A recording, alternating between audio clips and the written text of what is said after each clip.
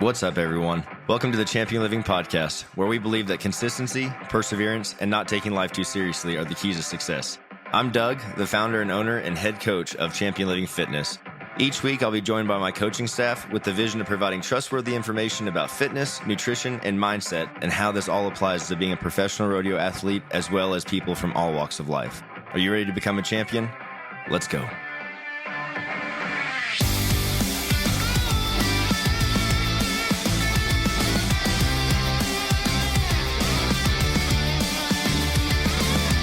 This episode is brought to you by Beastmaster Pro Rodeo.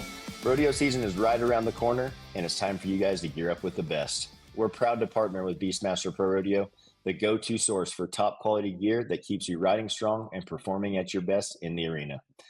Beastmaster isn't just about the essentials. They're constantly innovating. This season, they're rolling out brand new products designed to help you push the limits and take your performance to the next level. And as a Champion Living listener, you get an exclusive hookup. Use our discount code ChampionLiving, all one word, caps lock on.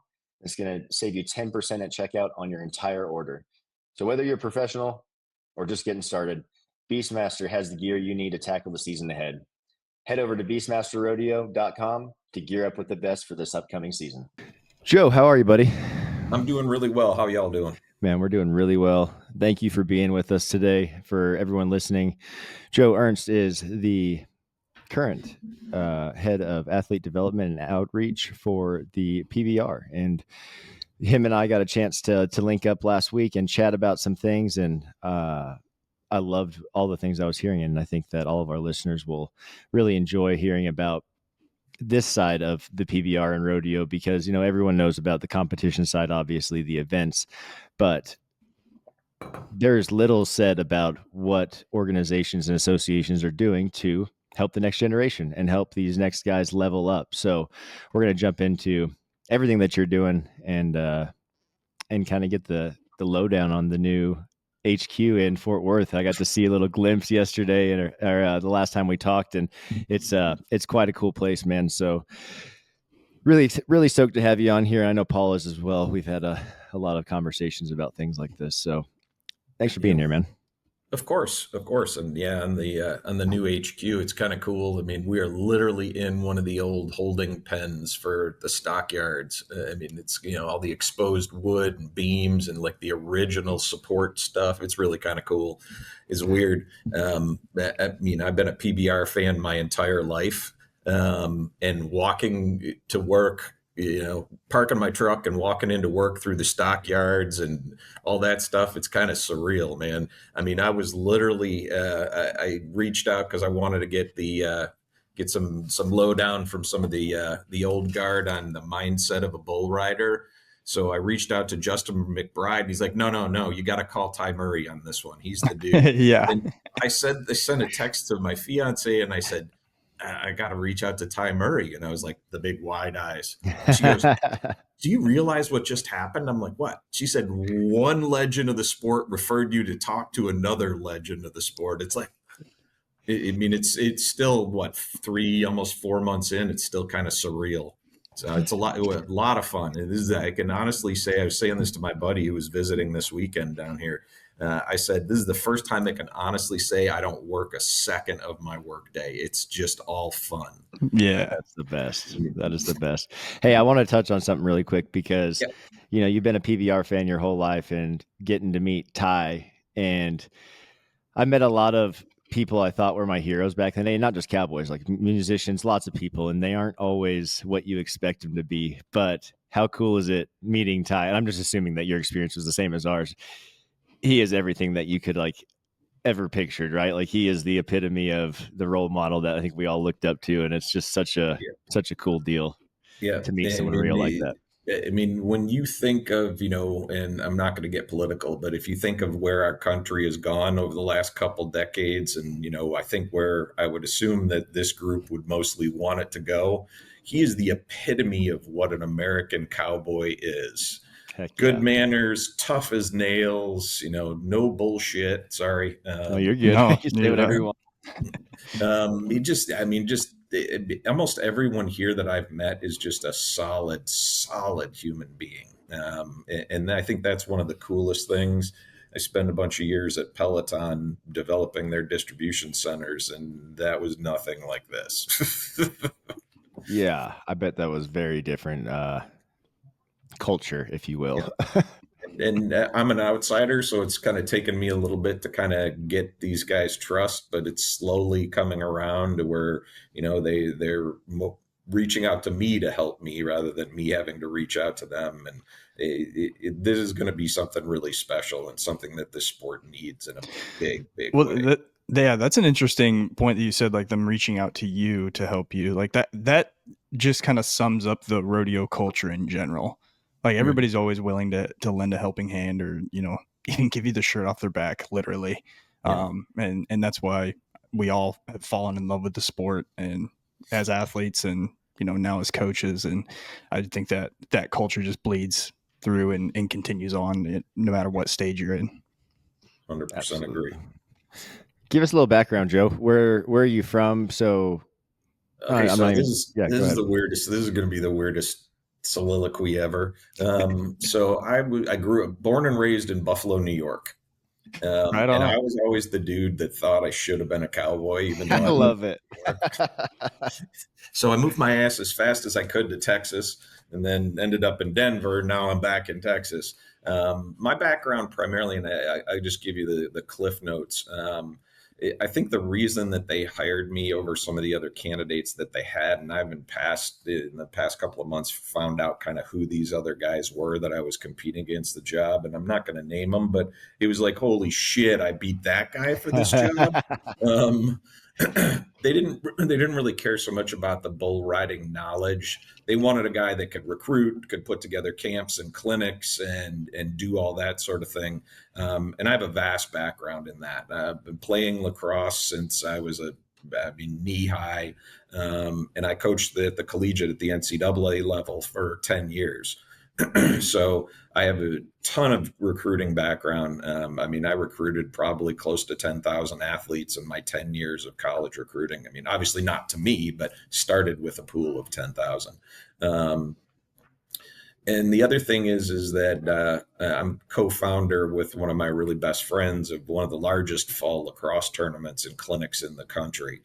We started it, I think this will be 24 years this next fall. What's it called? The Fairfax Fall Brawl, Cool. based out right outside of DC. And we had started it just to have a place for our team. We were coaching a high school team together. And we started as a place for our team to have an off-season place to play in a fun environment, no stress. There's no college coaches allowed at this thing. It's not a recruiting tournament. It's simply just to go out and ball with your teammates. We started with, I think, 12 teams and maybe 120, 130 kids. And I think this last year we're at 3,500 or 4,000 kids over 2 weekends. Whoa. And it's just one of those things that they were looking for a guy that could recruit, could talk to potential athletes, and could put together camps, clinics, academies, things like that. They keep wanting to call it academies, and it's kind of throws me for a loop because I'd call it a clinic. But so we're in the process of all of that. And then the other side of that is, putting together a curriculum. As a coach, whether you're coaching youth, high school, college, doesn't matter. You got to put together a program that you're going to get your kids from day one to hopefully playing in a tournament at the end of the year. So I have a ton of experience doing that. So I think that's pretty much the background that they were looking for. I know it took them, they had hired somebody for a few months and it didn't pan out at one point early on, but they've been basically looking to fill this role for almost 2 years. Mm-hmm. So I'm thankful that no one else found it before I did. Yeah. We're thankful that you found it, man, because I think this is a great thing for the sport. And we've been saying it as over here, we're in our own little corner and we talk about these things all the time. And most of these people in the industry think that we're a little bit crazy because, yeah, as you've seen, it's probably we're just a little behind the times when it comes to athlete development and just development as a professional sport as a whole. The PBR is definitely on the front lines and is leading the way for the PRCA, for any of these other organizations that are going to be able to do it. But you can teach anybody about bull riding. You can teach them the basics of it, right? And for your job, you don't even really need to know the fundamentals of the skill. Like, you don't have to go teach someone how to ride the bull. You need to know what happens, and then the systems that you know from your past coaching, those are, you can replicate those. And if those systems are gold, you can turn those into any sport, right? And that's the cool thing about being a good coach, being a good leader, and the position that you're in is you're going to get to take this knowledge that nobody else has in this industry. There's a million guys that can tell you how to ride a bull, or theoretically, right? There's only one of you that can tell us how to incorporate another professional sport into making this even better. And the development side is number one. We see these guys at elite levels now. They're the poster children, poster people of the sport. But these young kids don't have anything to get them to the next level. It almost seems like you see them, this guy never existed, and all of a sudden he's the number one guy in the world. Where did he come from? How did that happen? How did he, no one knows that he's been riding bulls or steers since he was 13, or been doing, X, Y, and Z, and no one talks about it. It was the other thing. It's like, it's my secret. Well, that's the funny thing about all of this. Like, I mean, I'd assume maybe you're talking about like John Crimber, who just came out of nowhere, and all of a sudden he is the phenom. But you got to remember, this kid has been riding animals since he was like 3. And his dad was an absolute, yes. Like, so I mean, it's bred into him. But people see John and they're like, oh, an 18-year-old kid, and he's strapping stuff for 92 points regularly. He wins, I don't even know how much money last year. And every other 18 years, like, I can go do that. And then they go try, and it just goes terribly because they don't have any background in it, right? Yep. So how do we get those kids into not being John's level? That'd be cool if we could, but like, how do we get them on that path to even getting there? Yeah. So we're working on that. And one of the things that I really had to do when I first got the job was manage expectations within the PBR. This is not going to be a fast fix for anything. And quite honestly, I mean, Sean Gleason, the CEO, he'll talk about this till he's blue in the face. The thing that's going to hold us back going forward is the number of riders that we have and the quality of riders that we have. And we're in the process of doing a bunch of things. So his first mandate to me was create a standardized, repeatable curriculum that we could videos and have diagrams and have verbiage. I mean, basically a how to ride bulls for dummies kind of book. And there's nothing like that out there. Ty Murray wrote something that's kind of close, but it's not really a how-to. It's more of this is how I did it kind of thing. Yep. So we're in the process. That is the big push, that and putting on a couple of academies. So we're really doing that. Quite honestly, it's kind of surprised the heck out of me at how fast the word has gotten around. I mean, I get a half a dozen emails a day from a kid like, I've never ridden a bull, but I have horse experience and I want to find out how I can get into this. And it, fortunately or unfortunately, let's say it's a good challenge to have them coming at me already. Unfortunately, the infrastructure just isn't quite there yet. Right. And it's kind of like, okay, well, Joe Frost puts on a really good camp. You should probably let's get you over talking to him. Or then there's several others, but he just came to mind because he's up here down here right now working on Last Cowboy Standing. It's one of those things that like I said, manage expectations. This is going to be 18 to 24 months before this thing is all fleshed out. And then once that hits, I mean, we'll find, a half a dozen guys this year, maybe more, maybe twice or 3 times that next year. But then once this thing is in place, it's just going to start steamrolling, and we're going to have direct pipelines to get these kids from 0 to 60, as fast as possible. I don't ever want to put a timeline. Some guys just get it. And some guys, it takes a while for them to really get it. And it kind of depends on a bunch of things, mindset, physical preparedness. I mean, because you don't think about it because these guys are all, smaller in stature on a bull. They're all in the 5'7", 5'8" range-ish and, 150, 170 pounds. If we're lucky. Yeah, soaking wet. but the thing about it is we're going to get all these guys like, D1 hockey players and lacrosse players and, stuff like that, are these big 6'2", 6'4", 220-pound kids. And it ain't going to happen. And what a lot of people don't realize, unlike riding a mechanical bull, this isn't muscle. You could be Arnold Schwarzenegger and you will never outmuscle an 1,800-pound bull. It just won't happen.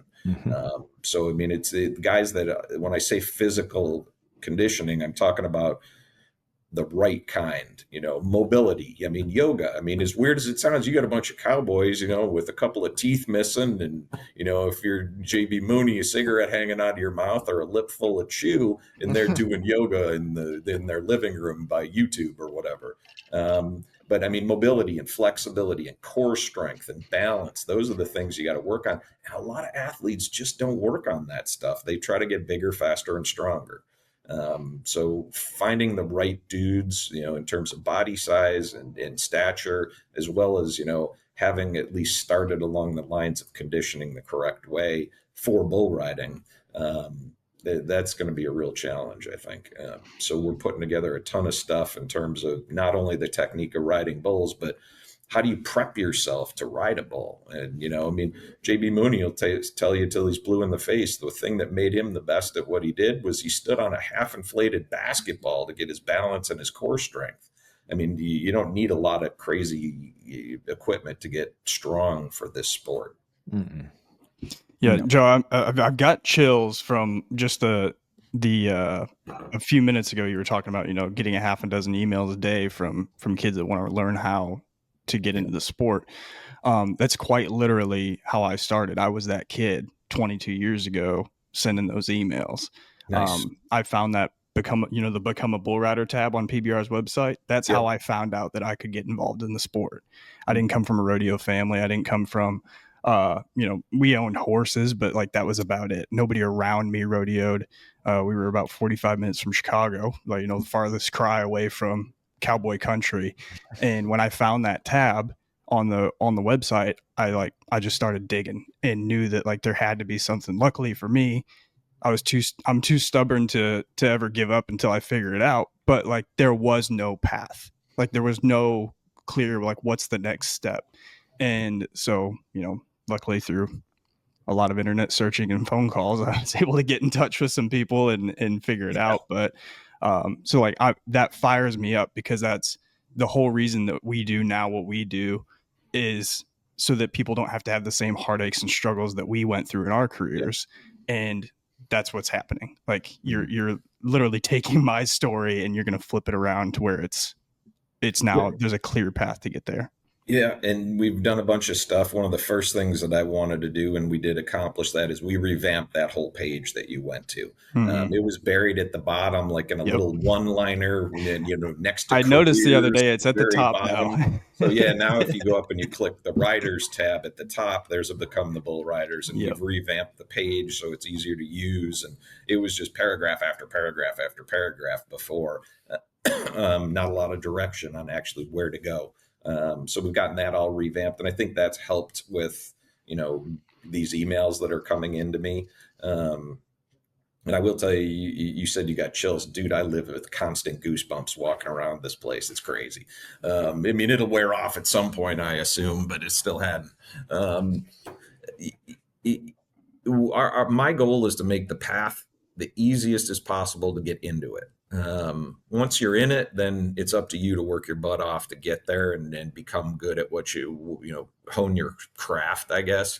But the ease of finding out where to go and how to get into the sport, that's one of the paramount things that we have to do. This is a way, and then these A, B, C, D steps to get to where you want to be.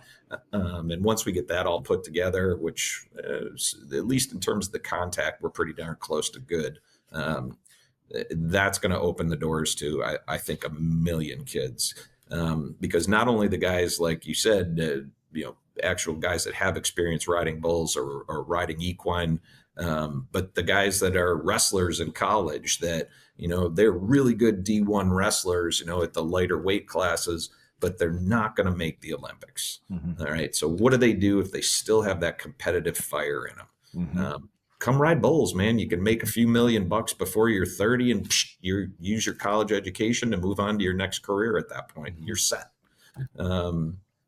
So, I mean, yeah, I mean, the ease of getting into the sport is one of the things that's going to drive that massive pool of potential candidates to become PBR bull riders. Mm. That's so cool. And we see it in our optimal performance academies. I love that Sean wants to call them academies, and we'd actually already went that way with ours. I was like, yeah, it's different. It's not a school, it's an academy. But we're getting a lot of athletes, man, that are not, they have never, just like Paul and myself, I didn't grow up in a rodeo family until me and my brother started rodeoing. Yeah. And now we are a rodeo family, but we've got D1 baseball players coming to our schools. We've got D2 football players, wrestlers, all these guys that were collegiate athletes that they, again, like you said, have that competitive bug still. They still want to win and still want to test themselves. And this is a great opportunity for them to do that. And the thing I love about getting those guys in is they already have, like you were saying, the mental and the physical prep. All they need to be taught is the skill specific things. And the best thing about that is when we get to teach them the skill specific things, they learn them perfectly in 2 days, 3 days, and they are getting results on live animals that it would have taken us personally hundreds of animals to get on to see that kinds of progress. They're seeing it in 4 to 5 horses, 4 to 5 bulls. And then we're looking at down the road and they know nothing different than success. And even if it goes bad at, when they're entering rodeos, they know what to fall back on, those fundamentals. They know, and they have the mindset to do that because they've been competitive before. The flip side, we see a lot of guys, even girls, that only grew up in rodeo families. They've never played or done any other sport. And they are lacking so many things that these other athletes are not in the well-roundedness sense of things. They've never worked out. They've never trained their brain. If they're good at their event, it's because it's all they've ever done. And a lot of times they're big fish in a small pond, and we get out into the big waters and things fall apart. And you see really talented people quit or go broke and not come back because they just never knew that's how they needed to prepare. And so you guys setting this foundation for the need to, you got to have a base. You've got to be strong. You've got to be mentally fit, and you have to be, willing to not die essentially, but that's something that happens in this. Don't die. Yeah. I mean, you have to be okay with that. I keep saying this over and over again. I think it's the only sport out there. Highlight may come close because it's one of the most dangerous sports, but this is really the only sport out there that every time you compete, you can get seriously injured or killed doing it. And we do have to give the bulls some credit. They're not looking to hurt anybody. No. It just happens. But still, you got 1,800 pounds of hoof coming down on you. It's not going to feel good with a flag without a flag Can't jack. confirm.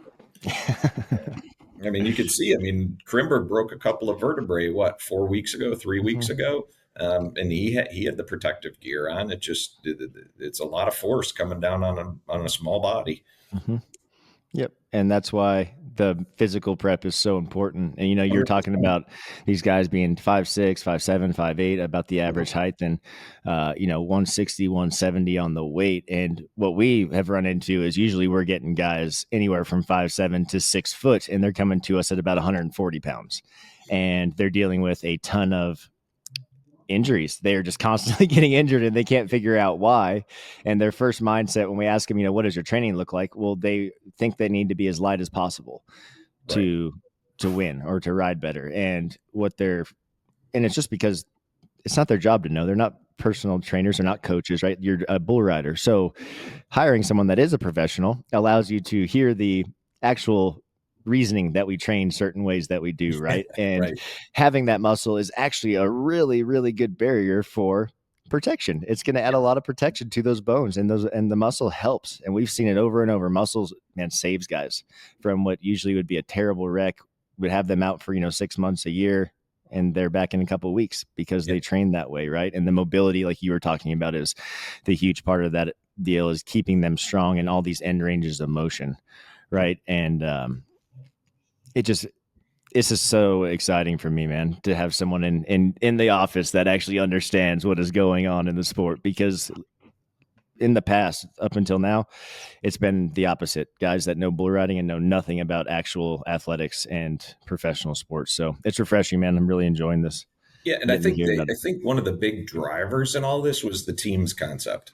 I mean, now you have a coach, you have an assistant coach. More than likely, you have one or two or three trainers. Whether they're conditioning and strength guys, or they're post-hab or rehab guys. You have training facilities. You have a place you can go work out with guys that know how you're supposed to be working out. I think that was the really big driver in making that switch from we're a rodeo culture to we're a professional sport now. Well, you have team owners too. Like Yeah. there's people invested in these guys. It's not just them out, fronting their own cash to get down the road anymore. And who cares if you got to sleep on the couch or sleep in your truck for a few days? Like there's guys invested in you as an athlete, and you need to be able to show up as an athlete day in and day out. Yeah. And so I guess the stereotypical cowboy, go rodeo, go out, get shit faced, whatever you do after that, get in the truck, start driving, stop at 7-Eleven or whatever on your way while you're getting gas and grab a bag of Doritos and a Monster. And I mean, it's never really been a professional athlete type of mindset. And that's where it's started to evolve before I got here, and I'm going to push like hell to make it evolve even more as we go forward. I'm talking to a couple of different groups, and including you guys, about doing things like, what can they do on the road to eat better? You stop at 7-Eleven, don't grab the bag of Doritos and the Monster, grab a handful of the hard-boiled eggs that are in the cooler that are already made, and a protein shake and a giant jug of water. That kind of stuff. And then flip side is we got to make training easier for these guys since they are on the road all the time. How do they do that? We got to figure out a way, whether it's with you guys or whoever else is, how do we get them to have an app that tells them what to do every day, and they can do it pretty much at home most of the time. With some small equipment that they can throw in the bed of their truck or whatever. And then, supplement that with a real gym, a couple times a week.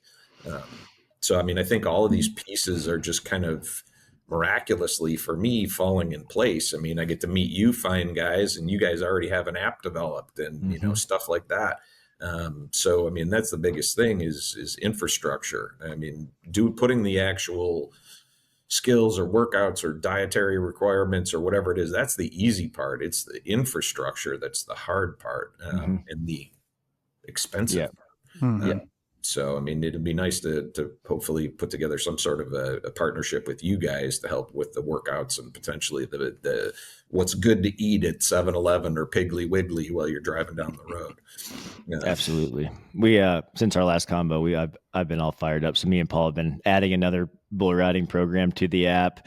We've been going back, revamping videos, making sure that we want to make sure when they watch videos that it's not just someone moving through the movement and that's it. We want you to hear a coaching demonstration of why you're doing it right. And this is the right place for your free hand. And this is the way your back should look. And all of your knees should be squeezing and standing up instead of sitting back on your pockets. Yeah. All that good stuff. Yeah. And then that's kind of what we're trying to put in place here as well is that kind of a thing. So rather than just watch the best bull rider or the worst bull riders and gleaning from it, while you should do that, you also need a stop-start video or some diagrams, drawn off of, what it should really look like when you have perfect form. I went up to the last Cowboy Standing filming last Thursday, Wednesday, Thursday, Friday, whenever it was, and they were bucking bulls. And Joe Frost is one of the two coaches. Joe Frost and J.W. Harris are the two coaches in the show.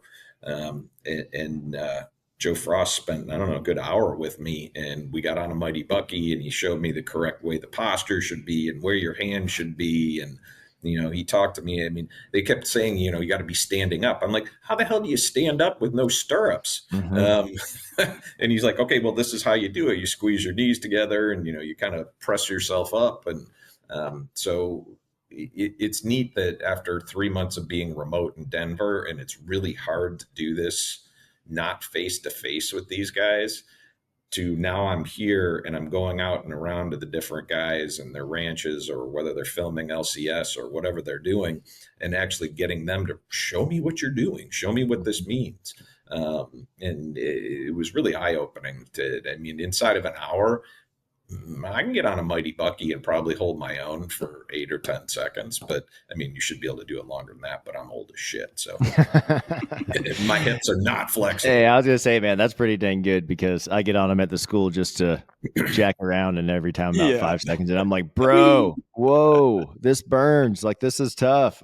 Yeah. It's hard to stand up on these things. But it's to get involved, man, for you to kind of put the ego aside and say, I'm going to go learn something new. And especially at an age that is not like, most people at our age do not want to go learn something new. They want to be like, I got it. Don't worry about it. And it just, the growth, man, it's a growth mindset. And that's what someone in your position needs. And that's what the sport needs, is growth and a new perspective. And that's what this is definitely putting on it. It's super cool. I have a question about, do you like endorsement type stuff, right? So these athletes, they come into the PBR. I think there's like 90 million PBR fans. And so that means that companies have to be wanting to endorse athletes. And you may not know this may not be in your realm, but does the PBR help athletes get endorsements, or are the athletes responsible for doing their own things like that, if that makes sense? Yes and no. Okay. So we have guidance here, and I always liken myself right now to the consigliere in the mafia. Is I'm the guy that does the connecting. Don't necessarily know everything. I don't know much at this point, but so yes, I know you guys do some of that. So we're going to start leaning on you guys a little bit. And there's a couple of agents that are out there that help with that. We have a person here that does, help out with that. But it's more making the connections, and then the riders got to go ahead and figure it out and woo the potential endorsement person. So it's not like, hey, well, we got Monster and they're willing to give you $5,000 or whatever. All you got to do is sign on the dotted line. Okay. To me, it's a little bit more about helping them make those connections, and then kind of, my hope is getting them educated and coached up and how to talk to those potential sponsors, and how to woo as much money as humanly possible out of them. That's really the downside to our sport. Other than teams, you can go a whole year and make nothing. If you're not riding anything, you go through a 3-month spell where you're getting bucked off of everything. That's 3 months of little to no income and a lot of expenditure being on the road, and that's rough. That's a hard pill to swallow, particularly since I don't know what percentage, but a decent amount of these guys are married with kids. And you can't have a guy go into an event and get in the chute and climb on top of a bull, and all he's thinking about is, I got to ride because I got to feed my kids this week. Yeah. They got to be focused on that animal and what they're going to do. So hopefully we can, as time goes on, we can help alleviate some of that. You were talking about training and I know we did our last academy for bull riding at the PBR SPC in Pueblo, and with headquarters moving, is there plans to put something like that into Fort Worth? So there's a couple of things to think about here. So the short answer is yes. No idea on time frame. Yeah. I think Nashville has set the bar extremely high. You were talking about ownership before the teams. The last I heard is about $50 million to get a franchise. And then Nashville has gone out and they bought NRS up in Decatur. I heard that. The train. That's where they're filming Last Cowboy Standing 2 right now. And I went up there and it's like, whoa. They didn't buy the whole ranch, but they bought like a 40-acre tract that includes the arena and the bunkhouses and all of that stuff. And I think that at some point PBR is going to buy or build a ranch. But again, that's all future casting. Right. It's more rumor than it is fact. I think that will happen at some point, particularly as we go from 10 teams to 16. And we need to get the UTB and the velocity guys up to speed so that they can then become viable candidates to be drafted. So, I mean, I think that that's a long answer to say, yeah, I think so. Will it be an actual workout facility here? That's probably at least a couple of years out. I know that at least what I've heard is that we're in this office and this is a temporary lease and we're building a building somewhere down here in the stockyards.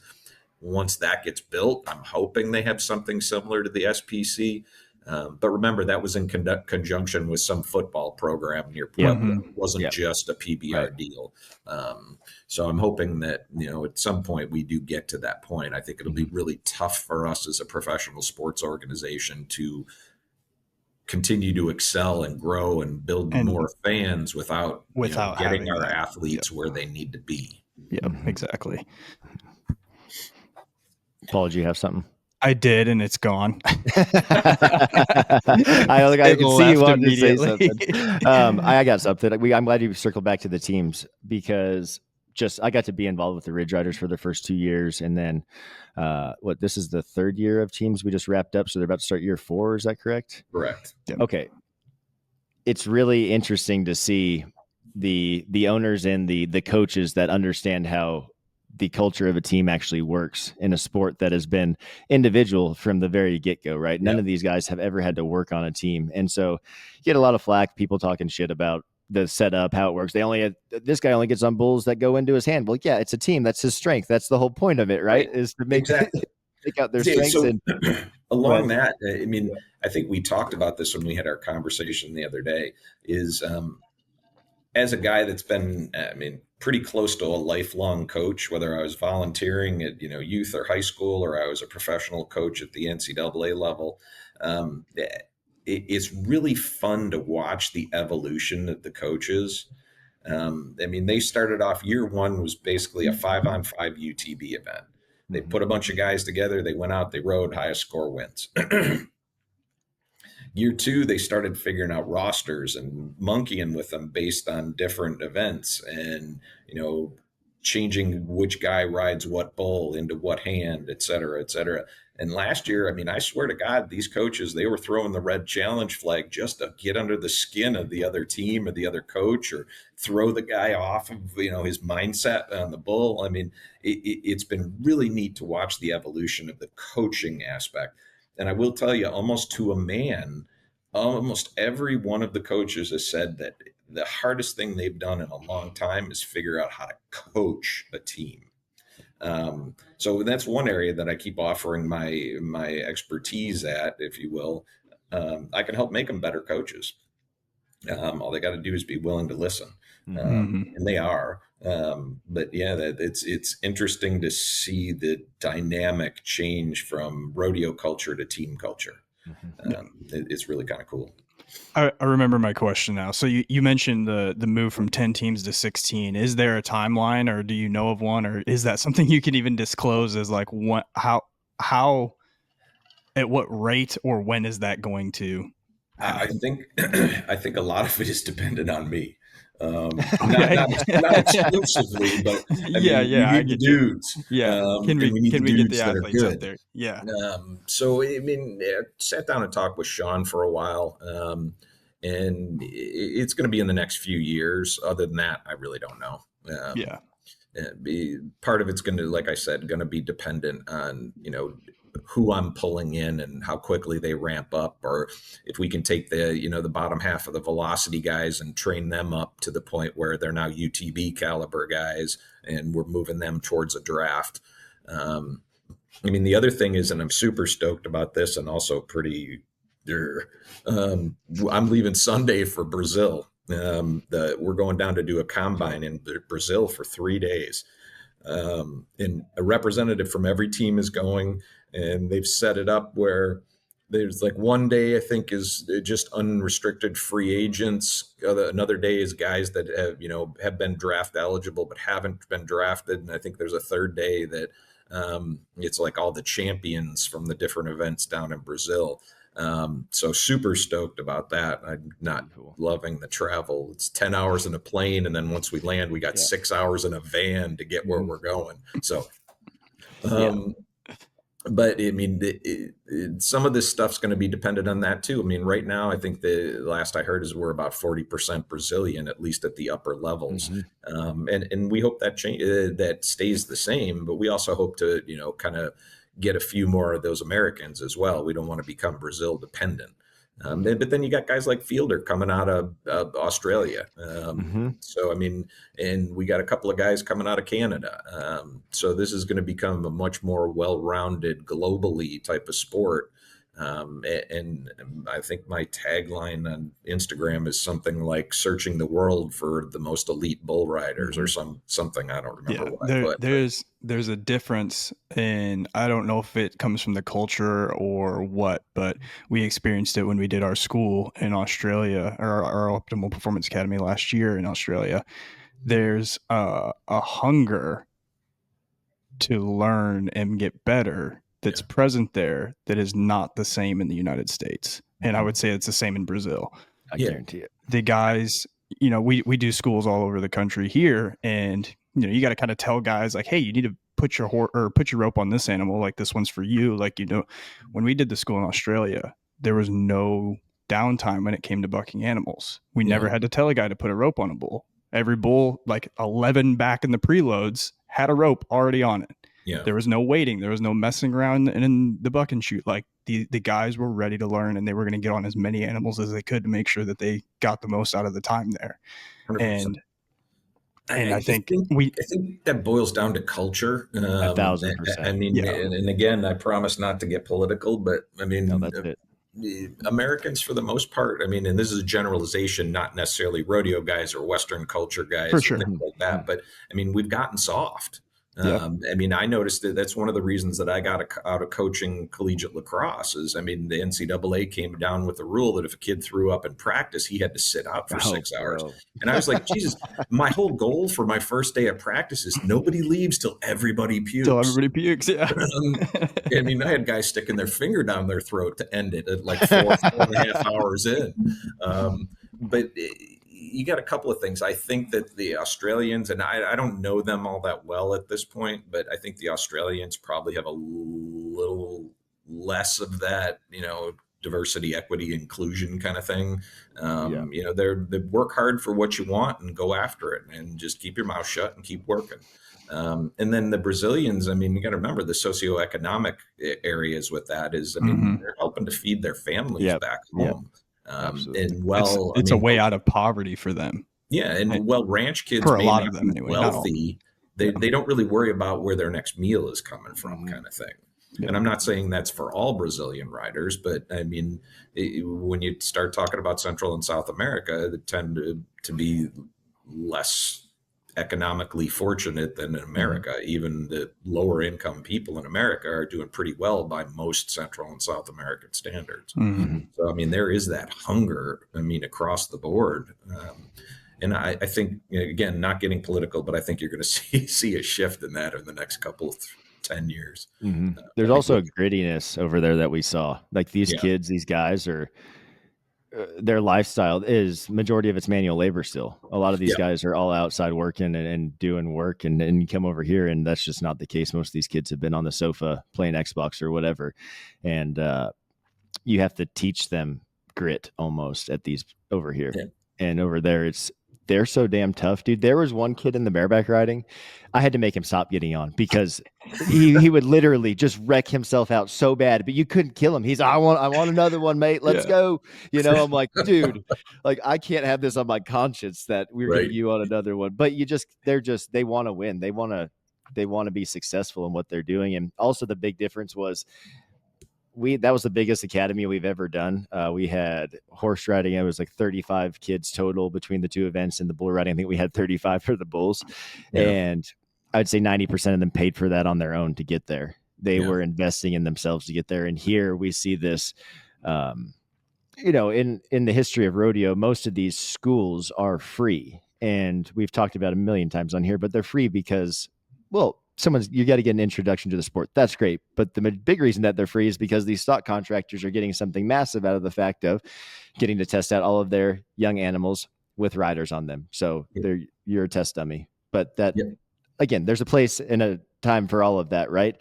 But that is by no way, shape, or form the best way to do this. And that's why we started the academy that we're doing, right? And we've seen massive results, huge gains in the success of these kids after just one time coming. And we've had kids come to 3 of them, which is pretty cool too. But we're seeing it's just different. But I hope with that shift, we are going to see that shift soon in America. I think we're seeing a lot more grittiness and heart rising to the top. We've put the emphasis on, and not that this is a bad thing at all, but we've put the emphasis on education over hard work. And there's nothing wrong with being a plumber or an electrician or a ranch hand. You don't have to go to college to be able to be successful. I mean, I think the greatest turning point in my life is, right out of college, into college and right out of college. My whole thing is I was going to be a stockbroker and make $1 bazillion. And that's all I was focused on. I mean, Jesus, I was cold calling on Christmas morning just because I knew people were home. I mean, this is back in the early 90s when that was okay. But it's okay to be a hardworking blue collar guy. I mean, and that's the kind of people that, for the most part, that we really want. I mean, I would assume, and I haven't talked to him about this, but I would assume even a kid like John Crimber is like, Dad's like, okay, go out and, ride the fence line and make sure that everything's up to snuff. And if not, dig a post hole, put a post in it, and get the barbed wire, cinched up together. So, I mean, we need to move back to that. Call of Duty is not the shit. You need to go out and do some work. Yeah.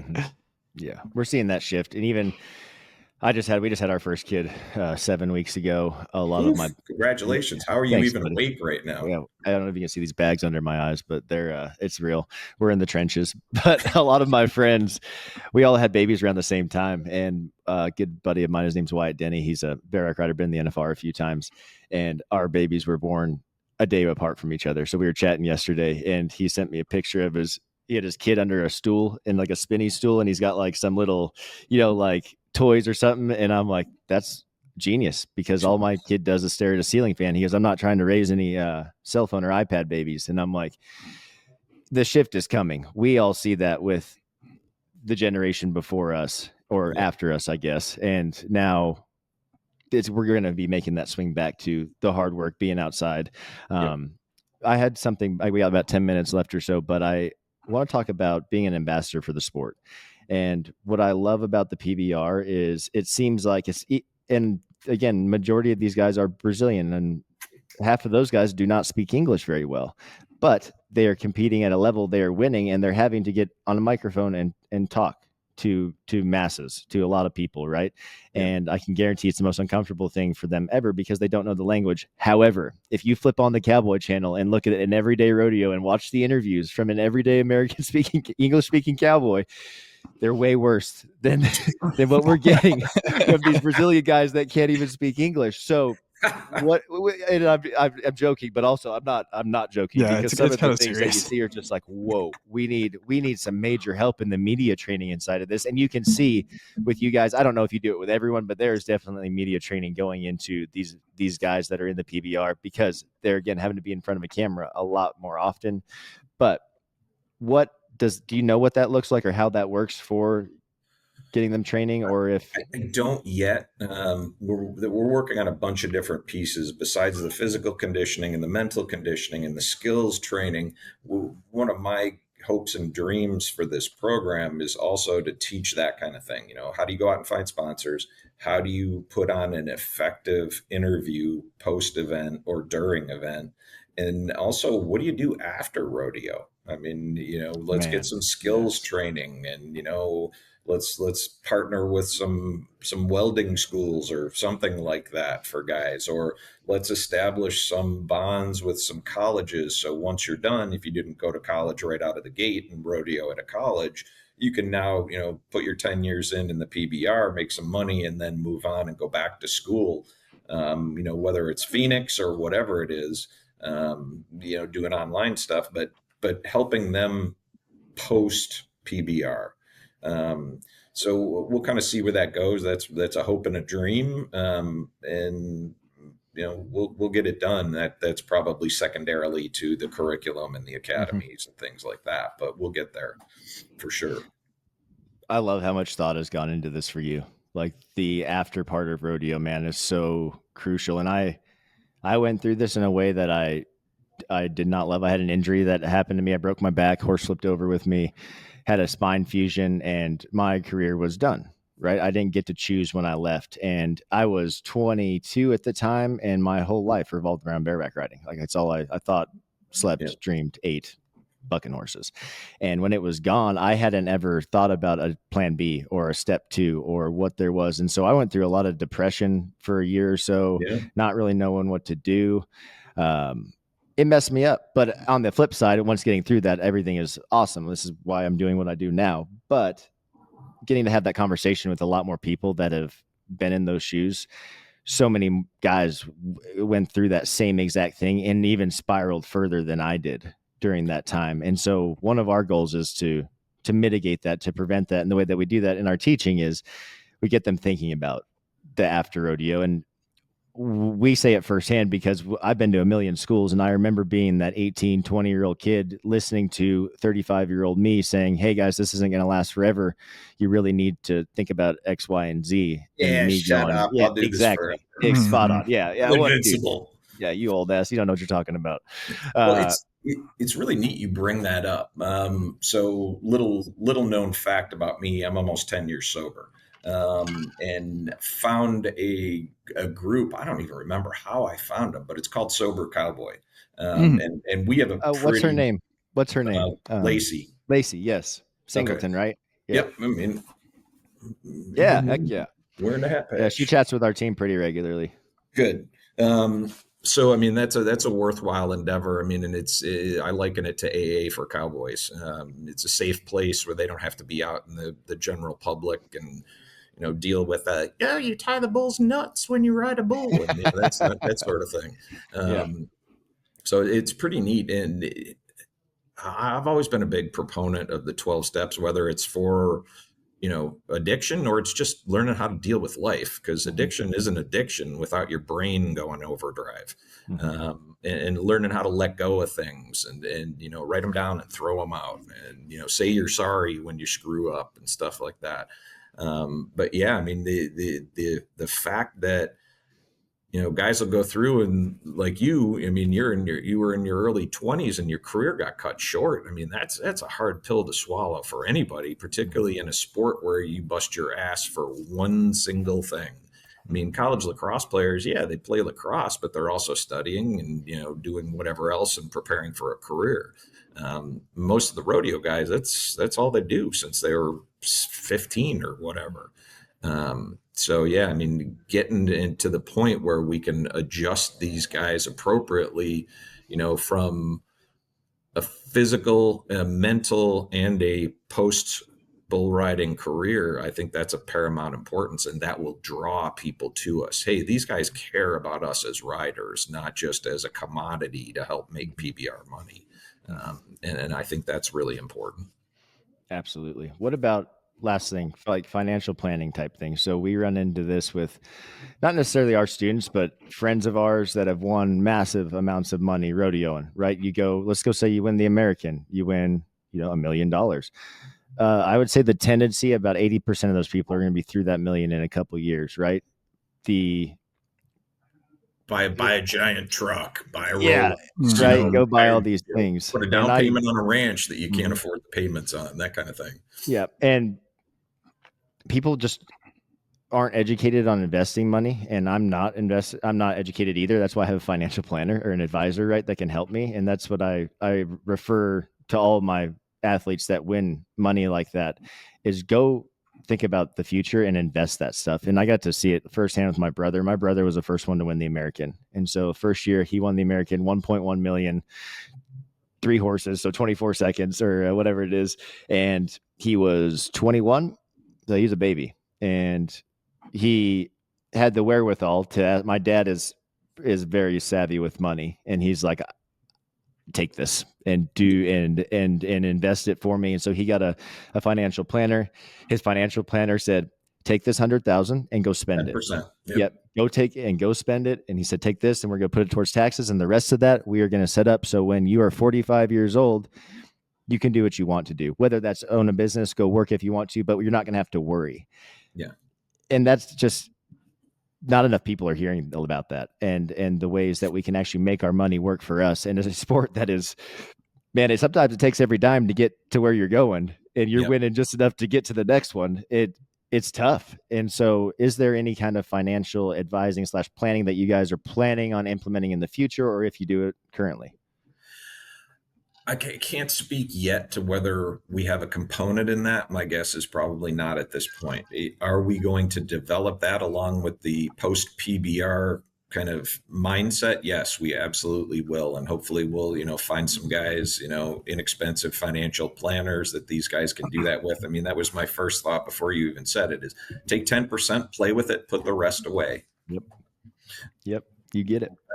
So future, yes. I don't know, and I'm not going to say no, we're not, but I'm saying that I'm not quite sure if we are doing that at this point.